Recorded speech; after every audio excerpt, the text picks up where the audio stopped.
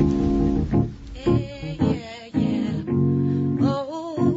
my God, it's big, so strong, so mighty. My God's plans for me goes beyond my wildest dreams. There's nothing my God cannot do. There's nothing my God cannot do. There's nothing my God cannot do. Well, welcome to Wellness Issues. I'm your host, Chris Sylvain, and we're so excited about today, and we're excited about you being a part of Wellness Issues, where we discuss issues of the mind, body, and spirit. And truly, we've been focusing on mass incarceration and those things since we began, and we're just excited about the feedback that we get. It's always so awesome, and you can always call in at 260-9265. We won't delay because we have a great guest on today. It was a while ago. I think you may have remembered, those who were listening, Dr. Hershkovitz, Israel Hershkovitz from Israel, and we talked to him concerning some work he had done in Manat Cave. He had found a skull that related to people, originally coming out of Africa and moving up northward and somewhat intermixing, Neanderthal intermixing or whatever. So we just wanted to get more information about it, and then we were referred, say, what you really want to speak to is a geneticist. Somebody can really have a deeper understanding in that. And so we go back again. Last week we were talking about the article that was written concerning the minimum wage by Warren Buffett. And those issues, I said, well, hey, this is fantastic. And sure enough, it worked out good. We have assistant professor in Department of Anthropology at the Lehman College and the Graduate Center at the City University of New York. Great scientist, Dr. Raaum. Good morning, Dr. Raaum. How are you today? Do we have him on? Let's see, Dr. Raaum, we have you on? Yep, here I am. Oh, great. Thank you for inviting me to speak with you. Hey, well, we're definitely excited and honored to have you, just to talk. And before we get to the article by Warren Buffett, there was something I was looking through the website that it was just so fascinating to me. In the work that you've done in anthropology and genetics and everything together, you made a statement. Can we, or at least a question, can we detect how strictly cultural norms have historically been followed from the genome? Now, usually when we speaking about or looking at the genome, it's almost as if it's set in place, at least in the past 50,000 years. It's not like we had this huge advances, but evidently you're saying that culture can easily affect the genome. And then what time span are we talking about? Or better yet, just kind of bring us up to date on this concept. Okay, so I mean, that we're not talking about whole-scale rearrangements, massive changes, but when I say cultural norms like that, I'm thinking of things like marriage patterns, okay, where you live. So there's lots of variation in this among populations around the world. Right. But say there are some societies where after you get married, you go and live. The wife comes and lives near the family of the husband. Okay. Or there are other societies where it goes the other way around, where after you get married, the husband comes and lives, near the family of the wife. Right. And so then you can get sort of built up spatial, sort of geographic patterns if we look at variation among things that get passed. So there's some parts of the genome that get passed down exclusively through females, and there's some parts of the genome that get passed down exclusively among males. And you would expect to see sort of differences in those patterns between those different cultural practices. And that can build up over That's not sort of an instantaneous thing for a larger pattern, but, if you say strictly stuck to that for 3, 4, 5, 6, 700 years, you would get this really clear spatial pattern of that. So, say work that I've done in Yemen, where the norm is that you go and live with the family of the husband, then that would mean that the expectation there would be that those female specific lines should be kind of dispersed pretty randomly across the landscape, but the male specific lines should be pretty tightly concentrated and blocked off. So that's sort of some things that you can see, how culture affects the distribution of variation in the genome. And these are small variations, for the most part, looking at these variations are variations that have no functional consequence. They don't have any effect on what you look like or anything like that. They're just sort of these markers of lineages. Okay, that puts it all together. That makes sense. Right, because we hear it all over and over again, that culture in and of itself, in other words, people can change based upon the culture that they're in. Genetics doesn't have that much pop to dominate culture. Am I correct? Yeah, no, I mean, really, most of the variation that we see, a lot of the variation that we see among human cultures and the way that, the means of the way that people act, the way that, the things that they think are right or wrong, or, those sorts of things, those are not genetically predetermined in any meaningful way. I mean, other than your genetics give you a capacity for, complex thought. But, it doesn't determine the characteristics of that thought. Well, let's go there. 'Cause I think you had one of your talks or whatever, you had kind of talked about that because that's an argument. That's part of this argument that genetically certain people groups may have higher levels of complex ability to think with a higher level of complexity or whatever. And can that be determined by racial groups? See, yeah, I think the evidence doesn't support that at all, really, genetically. So, if we're thinking about the time scale here of, the last several hundred to several thousand years, right?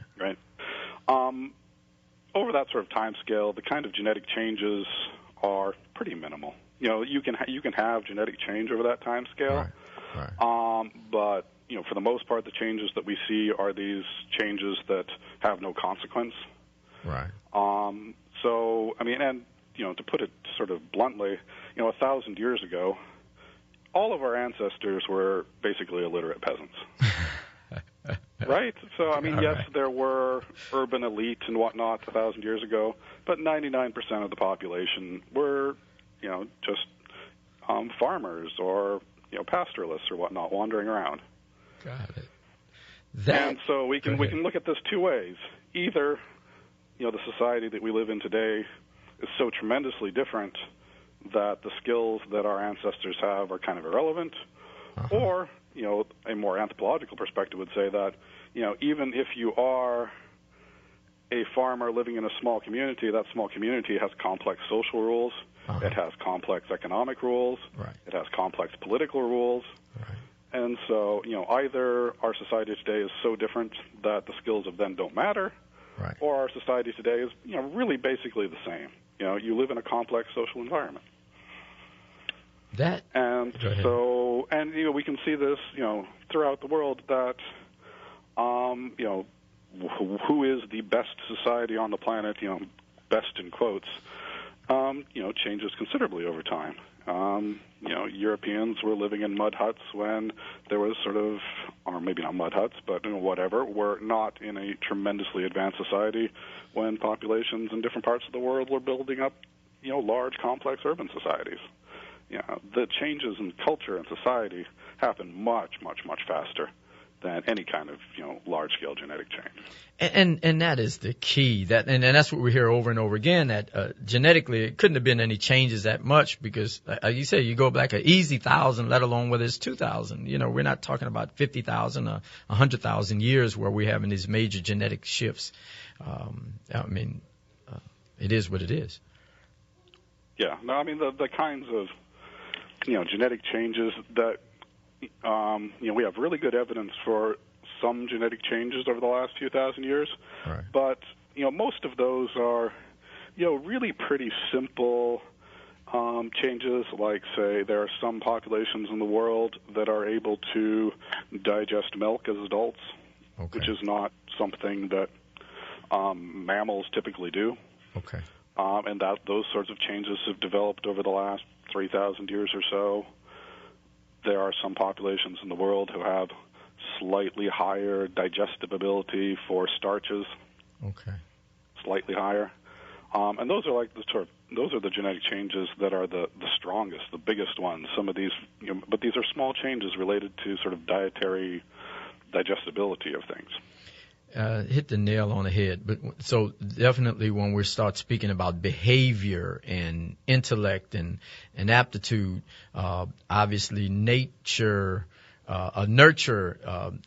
would obviously predominate over nature. I mean, all of these things, everything is a combination, right? There's nothing about us that is 100%, biologically predetermined or 100%, culturally predetermined. I mean, even say, whether you speak, English or French or Mandarin or whatever, well, that's pretty purely culturally. Right. But, the capacity to speak a language certainly has biological origins. So that you can't split them entirely, but in terms of the evidence all definitely shows that in terms of capacities for any of these things, right. the variation that is present worldwide is present in any given population. All right, good stuff. Now, so let's go to the Warren Buffett article, because when you hear these things on fringe articles, it's like it's no big deal, but when it hits major publications from, probably one of the most dominant financial thinkers we have out here, I think it's worthy of discussion. And even though he didn't use the term race, it just used the analogy between business acumen and basketball, meaning that some people are more, as he said, that the majority of the population of the basketball type, it's genetically predetermined. They're just going to be able to play basketball. They won't be able to achieve the complex levels of thought necessary to run businesses and schools and that an advanced society would have. Yeah, I thought that I think that there's some interesting arguments in that paper, and then once he gets away from the economics, which is obviously, economics is what he knows. Right. But as soon as he steps away from that, I think he falls into a number of pitfalls in that article. One of the things that he seems to imply there is that, whether or not, social mobility and economic mobility in the United States is perfect, and I think that we could argue that it's not very perfect at all. Right. But he seems to imply that it's, moderately close to good, and that the people on the top are at the top because they deserve to be at the top, and the people at the bottom are at the bottom because they deserve to be at the bottom. Got it. And I think he's falling into this trap. This is sort of a well-known sort of bias in the way that people think. Okay. And it's called the self-serving bias. Okay. Which is this idea that if I have success, mm-hmm. I succeed because of the things that I do. Right. And if I don't have success, then that was bad luck. And this is a trap that everybody falls into, that you attribute your success to your skills and your strengths, and you attribute your failures to outside forces. And this is particularly pernicious for people who are successful because they don't see the luck that gets them in the place that they are. I'm not saying that Warren Buffett is unskilled, right. But I think he's discounting or not, just choosing not to see all of those situations where in his life where he got the lucky break. And I had this question for Dr. Hershkovitz, a while ago. All right, this guy, he has every ability to have all of the newspapers and education in the world, and obviously is educated, so we're not saying he's not. But these are basic things in anthropology and genetics. I would guess a first-year student would be able to kind of figure this part out. Am I correct? Am I missing something here? I mean, we hope that our first-year students figure this out because, I mean, all the things I'm talking about you today, we teach in our, 101 courses. Right. So, I mean, this is, sort of basic intro, how to think critically about the world. Not everybody takes anthropology. Not everybody tries to think about these sorts of things. I assume that I'm not entirely sure, but I don't know that the business school necessarily hits on these topics very much. But shouldn't it be? I mean, because obviously we've had wars fought over this. I mean, literally almost every war has some connotation to people groups and saying I'm better and I'm stronger. And I mean, the racism and I'm looking at somebody made the mention like Baltimore has. And let's go back to the earlier argument. There are 6 African American males for every 10 African American females. Now, if this continues on, obviously we're gonna, other than cultural shifts, we're having major issues here. Oh, for sure, yeah. I mean, but I guess humans, like groups. I don't know, how it, if we want to break that down into culture or biology or genetics, but humans like groups. You have your friends and you have other people, and you can extend that out up or down, but humans like to be parts of groups. And an unfortunate thing that seems to go along with it is that if you like your group, you have to be against somebody else for some reason. Amazing. But I mean, and we're in the age of Twitter and, Instagram, and where a long time ago, before the printing press, we couldn't educate everybody. Even after the printing press, it was kind of hard to move all these big books around, in libraries. Right. Everybody didn't have a library card. But today, we can Twitter this stuff out, let alone get it into the curriculums. Is there a force that's stopping it from, going into curriculums where it's something stopping this information? I mean, Hitler had to deal with it, and it's like it didn't move. It's like we hadn't moved the needle.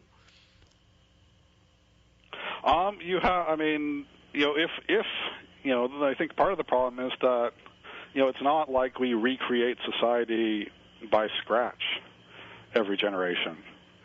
We only have the society that we start with and try to move that society. But if we have a society that is built upon foundations of bias and sort of preconceived ideas of, what people are and how they are, it gets very hard to move that needle. I guess you're right. Even in from a school standpoint, you're right that at the university, changing curriculums is pretty difficult. Even, by the time a student comes into my classroom, okay, they're not a blank slate, right? All right. They've had, minimum of 18 years of influences, not just from their schooling and not just from their families, but from society at large. Okay. So, I can try to, I can present, ideas to them, and, whether or not my 2 hours a week for 13 weeks is going to be able to move a needle that's had, 24 hours a day for 18 years. Right. Is a tough one. And some of these biases that, like the idea of the self-serving bias that I mentioned there, that's one it's really hard. Everybody, you have it. There are these sort of cognitive biases that people have, and it's not like just being aware of them, magically makes you stop doing them. Wow. Being aware of them gets you to the point where maybe now and then again you'll realize what's happening. Wow. Because, you don't want, if you are successful, you don't want to think that that's luck, do you? Right? You want to feel that, you don't feel accomplishment if it was luck. Wow. Truth. So in other words, it's hard for truth to matter against ego. In some cases, truth does matter, and, you think you want to be sort of logical and, very clearly see all situations, but, that can be hard to take sometimes too. You want to feel like, like if something goes wrong and you're in a bad position, all positions are sort of a combination of things you did and things that happened and that you had no control over. And, if you succeed, you want to think that it was things you did, and if you don't succeed, you want to think it was things you had no control over. And in both cases, it's a bit of both, at least.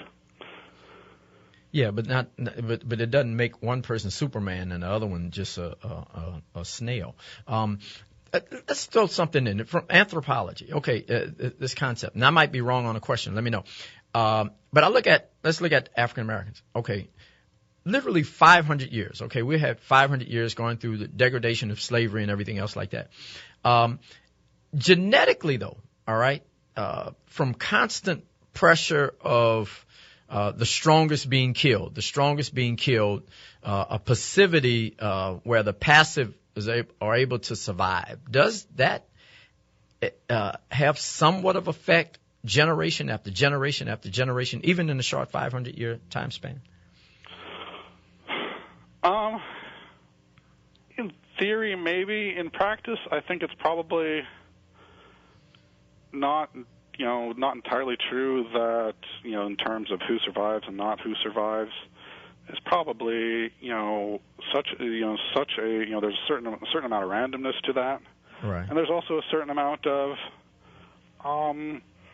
in this particular case, in this particular circumstance, somebody who's a little wily can survive. In this particular circumstance, somebody who's willing to take it can survive. And this, the conditions of survival are so varied, that, if you talk about, even during, at any point during the last 500 years for an African American, the circumstances for this person in this place and that person in that place are pretty, none of them, you couldn't characterize any of them as particularly good, but that you certainly characterize them as different. I got it. Well, let's see. So it's not like there's been like this continuous single sort of, person who is able to, survive that. It's just this huge range of people who are able to survive that. Makes sense. Well, let's look at this thing, because you've done the work in Yemen or even in a greater scale. Just understanding, I'm always fascinated by this idea of less men per number of women. Do we have any societies that show what does that end up being like? How does a society function then? Does it make the men more masculine, feminine? How does that change the women in their behavior? Any thoughts on that? As far as I'm aware, there's not that many societies where the sex ratio is tremendously imbalanced. Probably the major example of that any place would have to be, China within the last 50 to 100 years. Within the last 50 years, I'd say, with the one-child policy, probably had the biggest impact on that, where they started running into the opposite situation of lots of men and very few women. Okay. But in terms of, the human cultures are just so varied. The way that different groups accommodate different things is just tremendous. I'd say, the universal in anthropology among human societies is that people do lots of different things. Okay. There are some commonalities here and there, but anthropology, the lesson from studying different societies in anthropology is that people conceive of the world and react to the world in tremendously different ways, and two groups that seem to be living in similar circumstances, however you want to define that, might do dramatically different things. Interesting. Yeah, looking at it from a broader scale, all the way around. And let's swing it then. For our society, in this particular case, so there's really not a whole lot of precedent to what we're dealing with. Say a society, and let's use, again, African Americans. Say, how do we increase levels of business acumen, aptitude, those things? So obviously genetics, we'll pretty much knock that part out. So we're looking at cultural things. Is there anything in history that can say these are some things, like, again, Warren Buffett said right up here, hey, schools doesn't make it. And is there some validity to that? And because a lot of people are saying we have to change family structure. How does history throw that out? Well, I think the thing that we have to change is bias. That there's no, there are plenty of successful African Americans, and the problems that a lot of African Americans experience today are the result of, slavery was not a good starting point, right? Obviously, and then even post-slavery, that there are numerous circumstances where African American communities were making successful strides, and then in the 20s, the late 1910s, and then in the 1920s, there were just series of these white on black race riots. Right. The Tulsa race riot of 1921, right. Where the Black Wall Street, which was the wealthiest black community in America, was burned to the ground, right. and destroyed. And there's similar riots in Florida, Atlanta, Omaha, Chicago.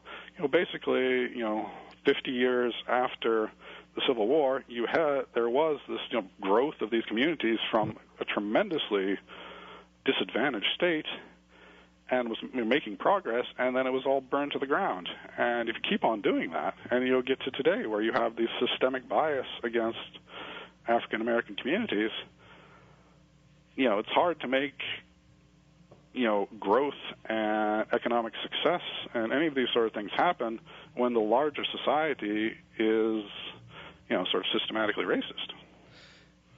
Wow. Hey, let's put it on the billboard. I think, it's just truth. It's just truth. And I get it. A positive spin. Is there any, and we just have a minute here, just to wrap it up. Any, to move bias is hard. We can't do it in the schools. Churches have done a horrible job at it. They've promoted it more than removed it. Any institution out here we can hang our hat on that can push? I mean, I disagree with Warren Buffett in that I think that, education is important.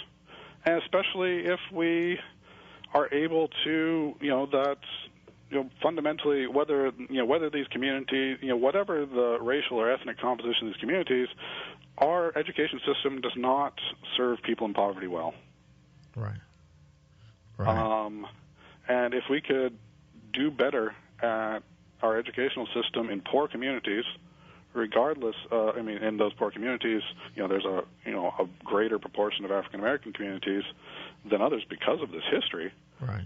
If we could do that, that doesn't make it a utopia. Right. But I think that that is going to be a step in the right direction. But not an education that is that doesn't put people in debt, that doesn't just sort of further perpetuate the problem of the economics. Well, it seems as though the educational system is devoid of a lot of understanding of anthropology and genetics. And, a question we had mentioned before, just real quickly, I think that's a push you guys can help the educational system with a lot, to kind of review these books and kind of stick some truth in there, huh? I have colleagues that really work on that. There are some problems in that. One of the problems, and this is a whole other multi-hour topic, is that some of our textbooks are driven by, say, Texas standards, because they're a big market. I got it. We're going to close right there, Dr. Raaum. I cannot. Hey, I think you just said it. Hey, we'll have this where you can listen to it again for the callers and everybody. We cannot thank you enough, Dr. Raaum. I'm overwhelmed, overjoyed. Truth, people. Hey, let's study as hard as we can. Let's do the best we can. But we got to fight with pure power. Thank you. Oh, my God. It's big, so strong, so mighty. My God, plans for man.